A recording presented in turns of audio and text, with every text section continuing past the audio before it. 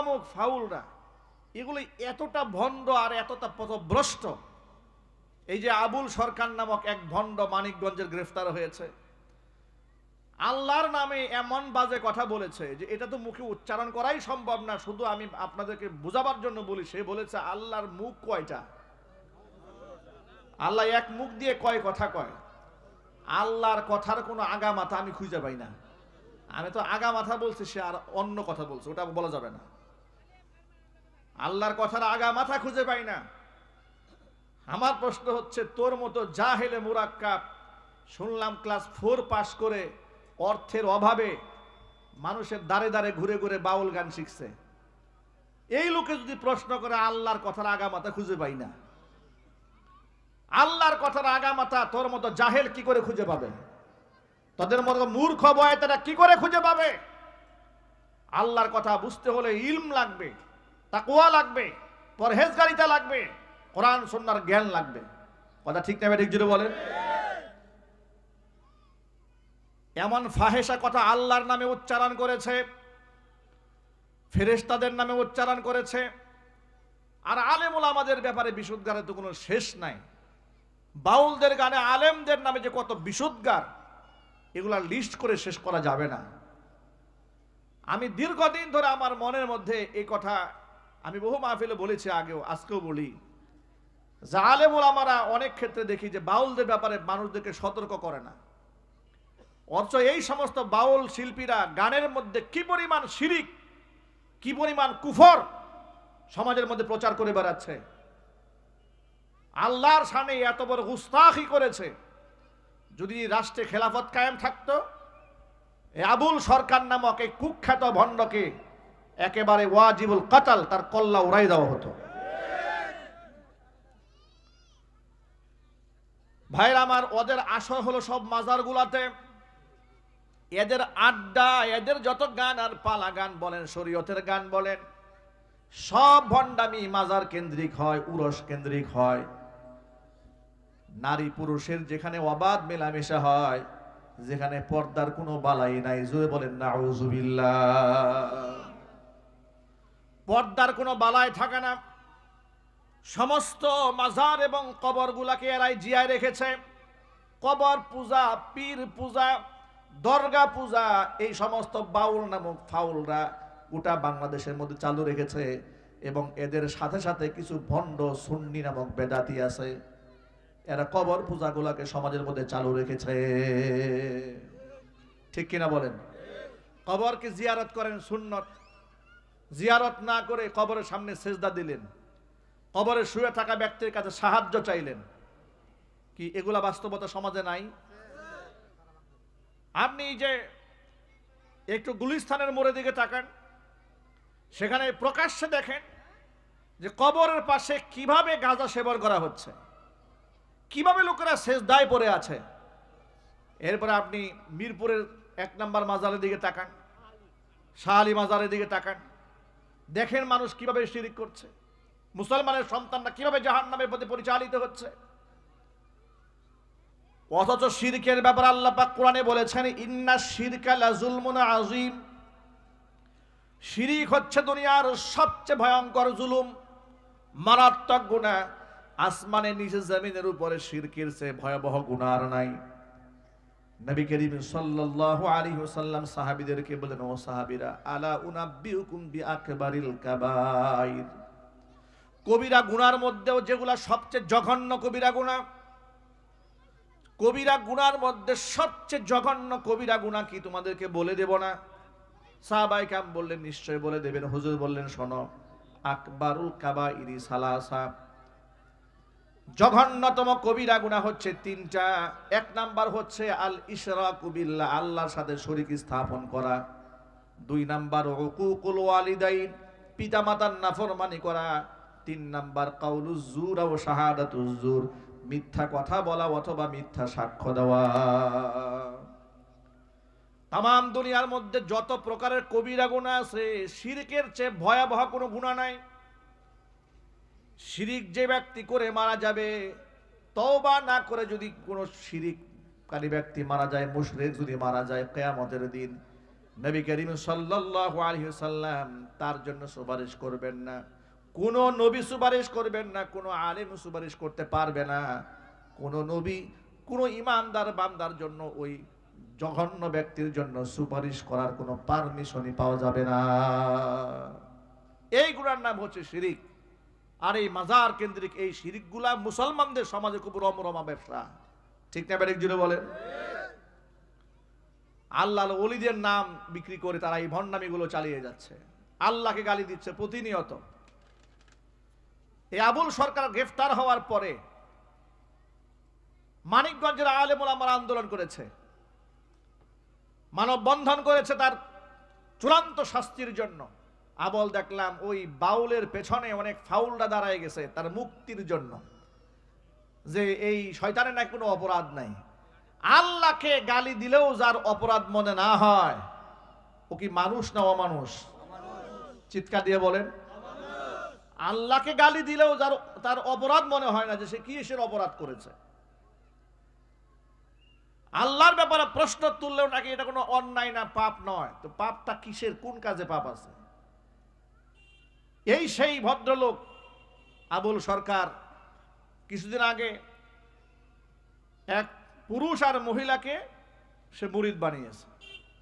মুরিদ বানিয়ে আবার বলে দিচ্ছে, তালিম দিয়ে দিচ্ছে, এখন থেকে যত ইবাদত করবা পীর বাবার নামটা মনের মধ্যে রাখবা। ইবাদতের সময় নাকি পীরের ধ্যানটা কলবে রাখতে হবে। এর মুসলমান বলার কোনো সুযোগ আছে? আপনারা একটু জোরে বলেন। আমি মানিকগঞ্জবাসীকে ধন্যবাদ জানাই। আমি গতকাল থেকেই এই দৃশ্যগুলো দেখছিলাম অনলাইনে। তারা গ্রেফতার করা হয়েছে, তার মুক্তির জন্য বাউলরা রাস্তাঘাটে লাফালাফি করছে। আমার মনের মধ্যে আকাঙ্ক্ষা ছিল যে মানিকগঞ্জের তাওহিদি মুসলমানরা করেটা কি, খুব স্বপ্ন ছিল। আজকে দেখলাম তাওহিদি মুসলমানরা এমন ধাওয়া দিয়েছে, একেবারে পিঠে এক একটা পানিতে ফেলেছে। মনে রাখবেন, এটা এমন একটা দেশ, কিছু কিছু বিষয় আছে মায়ের উপরে কোনো ঔষধ নাই। সবাই আপনি হেদায়েত করে ওয়াজ দিয়ে ঠিক করতে পারবেন না। কথা বলেন ঠিক না? মানে সবাইকে যে আপনি নসিহত করবেন, স্বয়ং জিবরাইল এসেও আবু জেহেলকে নসিহত করে ঠিক করতে পারবে না, ঠিক কিনা? সুতরাং সব জায়গায় ওয়াজের কাজ না, কিছু কিছু জায়গায় ডান্ডার কাজ। আল্লাহকে গালি দিয়েছে, কোন যুক্তি তর্ক শোনা হবে না, জিহ্বা টেনে ছেড়ে ফেলা হবে। তার পিছনে কিসের উকালতি আবার? এই বাউল সরকারের পেছনে যারা যারা আবুল সরকারের পেছনে যারা দাঁড়াবে, আমি মানিকগঞ্জবাসীকে আবারও বলছি, পিটাইয়া চামড়া লাল বানায় দেবেন। সব জায়গায় ওয়াজ চলে না। আর আলেমদেরকে বিনীত অনুরোধ জানাচ্ছি, বাউলদের এই সমস্ত কুফরি বক্তব্য, শিরকি বক্তব্যের ব্যাপারে জাতিকে সতর্ক করেন। গ্রামগঞ্জের সহজ সরল লোকেরা পালা গানের নামে মজা করে চায়ের দোকানে বসে বসে এই বয়াতিদের গান শোনে, ঠিক না বেঠিক জোরে বলেন? এমন এমন বাজে কথা বলে, এগুলো কান দিয়ে ঢুকলেও মনে হয় যে কানের মধ্যে মনে সীসা পড়তেছে, সহ্য করা যায় না। গতকালকে ফাউলের 5 মিনিট বক্তব্য আমি শুনেছি, বিশ্বাস করেন পায়ের তলা থেকে মাথা পর্যন্ত রক্ত গরম হয়ে গেছে। আল্লাহর ব্যাপারে এমন কথা মানুষ বলে কি করে, মুখ থেকে বের হয় কি করে? আর কবর কেন্দ্রিক এদের ব্যবসা চলে, ডাক ঢোল নাচ গান কবরের সামনে চলতেছে, কবরের মধ্যে সেজদা দেওয়া হচ্ছে। অথচ আল্লাহর নবী রাহমাতুল লিল আলামিন আল্লাহর কাছে দোয়া করেছেন। আবু হুরায়রা রাদিয়াল্লাহু তাআলা আনহু হাদিসের রাবী, তিনি বলেন নবীজি আল্লাহর কাছে দোয়া করে বলেছেন, আল্লাহুম্মা লা তাজআল কবরি ওয়াসানান ইউবাদ, আল্লাহ তুমি আমার কবরটাকে ইবাদত তুল্য কোন স্থাপনা বানিও না।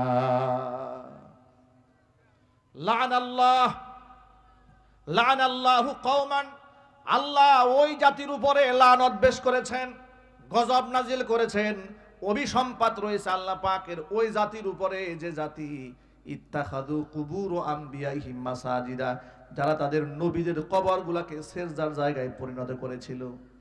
নবীদের কবর যদি সেজদার জায়গা বানালে, কথা কি বুঝতে কষ্ট হচ্ছে আপনাদের? নবীদের কবর যদি সিজদার জায়গা বানালে আল্লাহ পাকের লানত বর্ষিত হয়, তাহলে কোথাকার কোন বেনামাজি, কোথাকার কোন গাঁজাখোর, কোথাকার কোন ল্যাংটা, কোথাকার কোন পাগলা মূল্য, আর আপনি কবর বানায় সেজদা দেওয়া শুরু করলেন। ভণ্ডামি তো লিমিট থাকা উচিত। আল্লাহর কসম, এই কবর পূজা এটা মুসলমানদের কাজ নয়, এটা মুশরিকদের কাজ, এটা কাফেরদের কাজ, এটা অভিশপ্ত মালউন ইহুদি আর খ্রিস্টানদের কাজ, মুসলমানদের কাজ এগুলো নয়। কবর জিয়ারতের ব্যাপারে ইসলামের প্রাথমিক যুগে আল্লাহর নবী নিষেধাজ্ঞা জারি করে রেখেছিলেন শুধুমাত্র এই কারণে, কারণ জাহিলি যুগে মানুষের কবরকে সেজদা করা এবং কবর কেন্দ্রিক শিরিক করার একটা প্রচলন ছিল। এই জন্য আল্লাহর নবী প্রাথমিক যুগে কবর জিয়ারতের পারমিশন দেন নাই। কিন্তু একটা পর্যায়ে সাহাবীদের অন্তরে যখন তাওহীদের বীজ মজবুতভাবে পতিত হয়েছে, গেড়ে গিয়েছে তাওহীদের বীজ, রাসূল যখন বুঝলেন এরা এতটা তাওহীদবাদী হয়েছে, এতটা আল্লাহ পাকের ব্যাপারে সচেতন হয়েছে, এদের ঈমান এতটা মজবুত হয়েছে, এরা যদি এখন কবরে যায় তাহলে কবরে সাহায্য চাবে না, এরা সব সময় সাহায্য চাবে কার কাছে? তখন আল্লাহর নবী আবার ঘোষণা করলেন, শুনুন হুজুর বলেন, নাহাইতুকুম আন জিয়ারাতিল কুবুরি ফাজুরুহা ফাইন্নাহা তুযাক্কিরুল মাউত। তোমাদেরকে আমি কবর জিয়ারত করতে নিষেধ করেছিলাম, এখন তোমরা কবর জিয়ারত করতে পারো, কারণ আমি তোমাদেরকে কবর জিয়ারত যে কারণে নিষেধ করেছিলাম সেটা ছিল ভিন্ন একটা উপসর্গ, ভিন্ন একটা কারণ ছিল। আর যেহেতু তাওহীদ মজবুত হয়েছে, সুতরাং কবর তোমরা জিয়ারত করতে পারো, ফাইন্নাহা তুযাক্কিরুল মাউতা, কারণ কবর জিয়ারত করলে, কবর জিয়ারত মানুষকে মৃত্যুর কথা স্মরণ করিয়ে দেয়।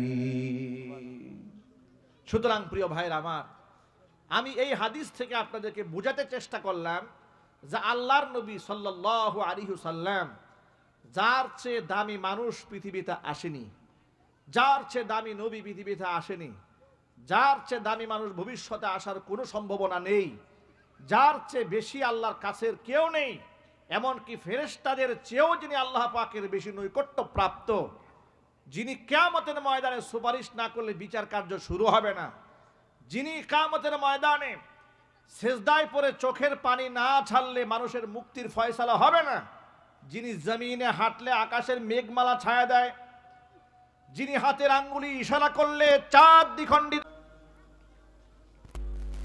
ونشهد أن لا إله إلا الله وحده لا شريك له ونشهد أن سيدنا ونبينا وحبيبنا وشفيعنا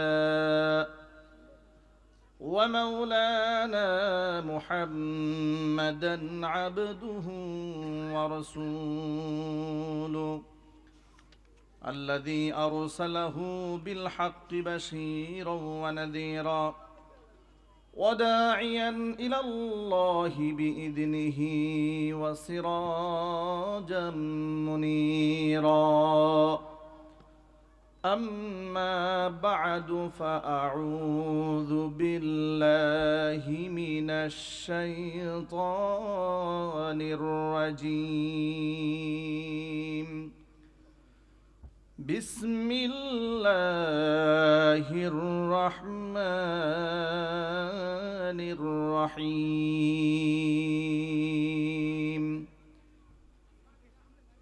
وما كان المؤمنين لينفروا كافة فلولا نفر من كل فرقة منهم طائفة ليتفقهوا في الدين ولينذروا قومهم إذا رجعوا إليهم لعلهم يحذرون وقال النبي صلى الله عليه وسلم اللهم لا تجعل قبري وثنا يعبد لعن الله قوما اتخذوا قبور أنبيائهم مساجدا أو كما قال عليه الصلاة والسلام وقال تعالى في شان حبيبه ومحبوبه آمرا ومخبرا إن الله وملائكته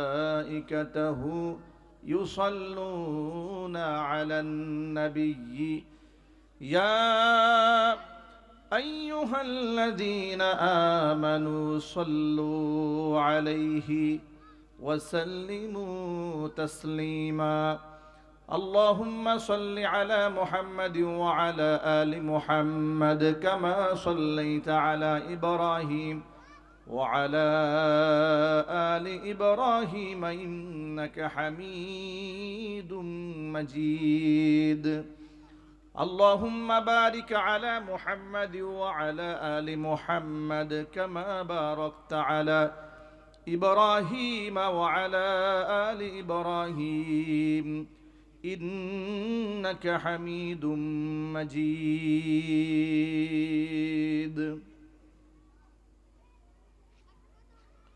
ঐতিহ্যবাহী গাজীপুর মহানগরের ৩৬ নং ওয়ার্ড কাজী মার্কেট, মোল্লা মার্কেট, ওঝারপাড়া উম্মুল কোরআন মডেল হিফজ মাদ্রাসার হাফেজ ছাত্রের পাগড়ি প্রদান উপলক্ষে আয়োজিত আজকের ওয়াজ মাহফিলের সম্মানিত সভাপতি সাহেব, আমন্ত্রিত হাজারাত ওলামাই কেরাম, মুরব্বিয়ান এজম, অত্র এলাকা এবং পার্শ্ববর্তী এলাকার বিভিন্ন প্রান্ত থেকে ছুটে আসা দিনদরদি, ইমানদার, পরহেজগার, মুত্তাকি মুসলিম ভাইয়েরা, এই অপারেটর ভাই, এই বক্সে কিন্তু আওয়াজ বাজে না, একটু ভলিউম দেন। আমরা এই জায়গা তো পুরো আওয়াজ শূন্য, মাইকের আওয়াজ সব বাহিরে চলে যাচ্ছে। আমাদের স্টেজে আওয়াজ কোথায়? এই প্যান্ডেলের ভিতরে তো আওয়াজ নেই। হ্যাঁ, নেট, হ্যাঁ,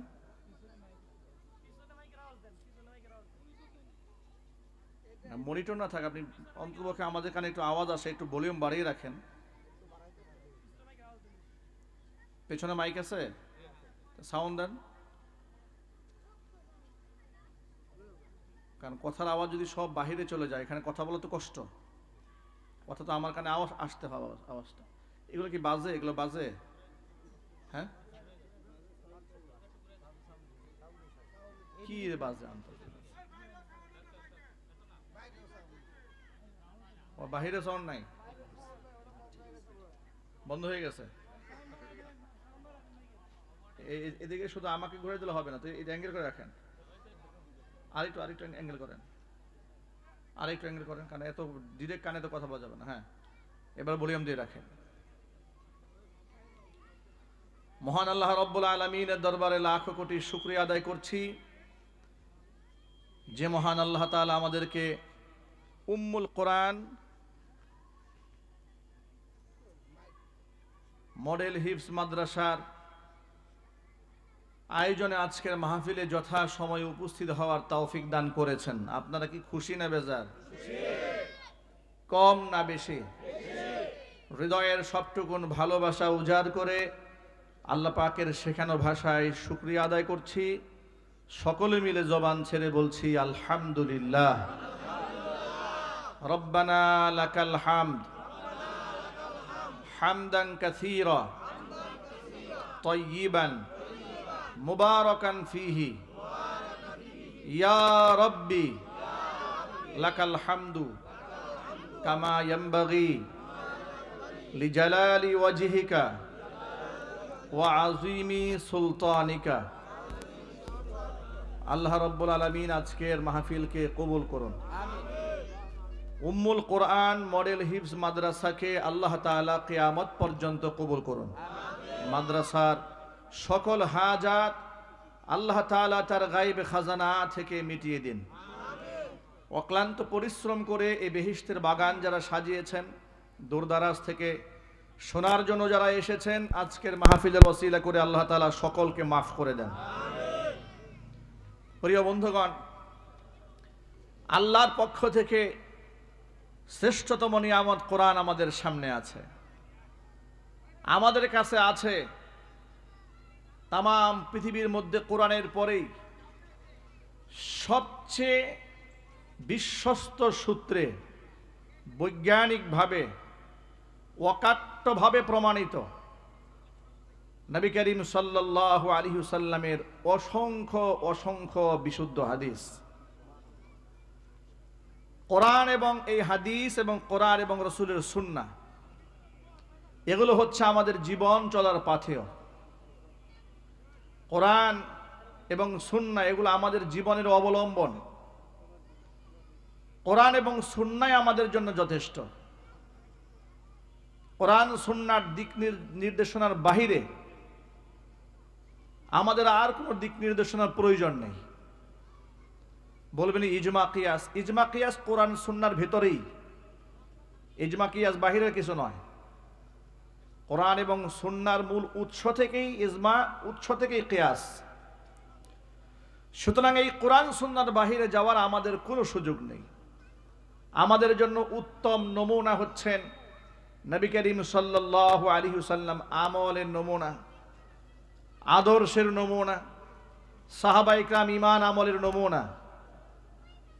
আমাদের সামনে সাহাবায়ে কেরামের গোটা জীবন আছে। নবী করিম সাল্লাল্লাহু আলাইহি ওয়াসাল্লামের জীবন আমাদের সামনে এরকম স্পষ্ট আছে যে পৃথিবীর ইতিহাসে কোনো মানুষের জীবন এভাবে সংরক্ষিত হয়নি যেভাবে আল্লাহ রসুলের জীবন সংরক্ষিত হয়েছে।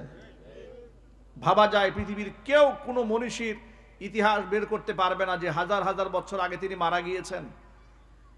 তার নখটা কেমন ছিল, তার চোখ কেমন ছিল, তার ব্রু কেমন ছিল, তিনি কেমন হাঁটতেন, কেমন চলতেন, কেমন খেতেন, কি আইটেমের খাবার পছন্দ করতেন, কেমন বিছানায় শুতেন, বালিশ কেমন ছিল, পানির পাত্র কেমন ছিল, তিনি কিভাবে কাঁদতেন, কিভাবে হাসতেন, কিভাবে খুতবা দিতেন, এইভাবে একটা মানুষের জীবনের পুঙ্খানু সংরক্ষিত পৃথিবীতে একমাত্র নবী করিম সাল্লাল্লাহু আলাইহি ওয়াসাল্লামই সংরক্ষিত আছে। পৃথিবীর কোনো ব্যক্তিকে আল্লাহ এভাবে সংরক্ষণ করেন নাই।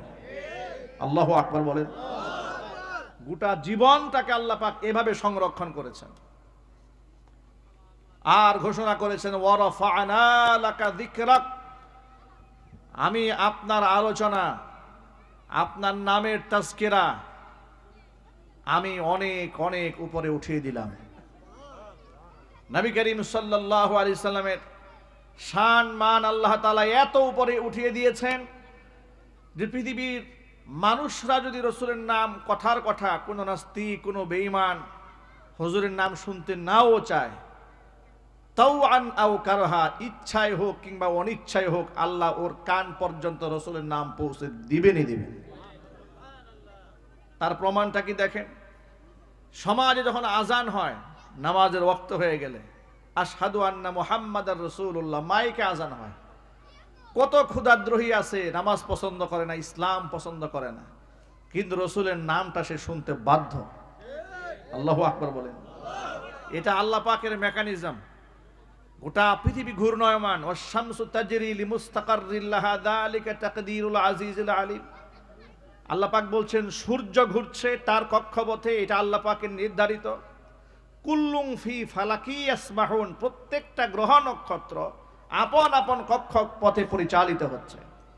টাইমের পালাবদল হচ্ছে, কোথাও রাত, কোথাও দিন, কোথাও সকাল, কোথাও সন্ধ্যা, কোথাও জোহর হচ্ছে, কোথাও হচ্ছে আসর, কোথাও হচ্ছে মাগরিব, কোথাও হচ্ছে এশা, কোথাও হচ্ছে ফজর। পুরা পৃথিবী ঘূর্ণায়মান হচ্ছে।